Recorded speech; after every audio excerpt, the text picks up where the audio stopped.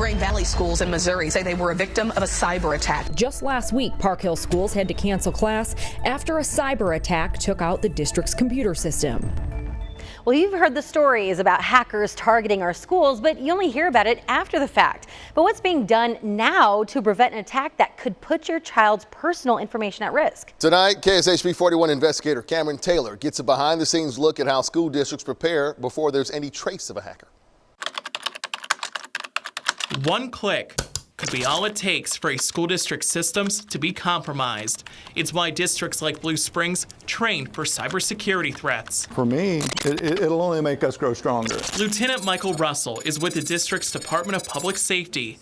It's the first training exercise he's done of this kind. It kind of gauges where we're at in the cybersecurity field. What's called a tabletop exercise is put together by the Missouri Office of Homeland Security. The program uses federal Homeland Security funding. The exercises are relatively new, only beginning in December of 2021. Kylie Dicknight is the director of the Missouri Office of Homeland Security. She says one of the most common attacks is through phishing emails. They'll use social engineering to really customize the emails to look real for the audience that they're sending them to, in hopes they'll think it is real, click on the link, and then they are able to get inside their networks.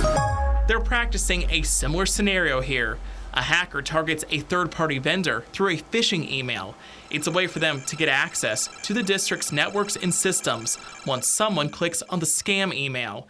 Then the hackers cause network access issues and install ransomware. What we try to do is be force multipliers out there in the communities and help them train and practice this stuff ahead of time so that way they have a better chance of surviving the incident afterwards. If you disrupt a school system, you're disrupting an entire community and everything that goes on in that community. Phil Kirk is the regional director for the Cybersecurity and Infrastructure Security Agency, CISA. They work with the State Office of Homeland Security. Why are school districts a target? It's hard to say what the motivation of these criminals are, but oftentimes, it's driven by either political motivation or financial motivation, which is normally the case. Park Hill's middle and high school students were set to return in person on Monday. We've seen instances of hackers demanding money from school districts. In the spring of 2021, Park Hill says hackers tried to steal the district's files and information, then sell it back. But the district had a backup, so they recovered everything without paying a ransom. Not all districts are that prepared. What are the biggest mistakes school districts make?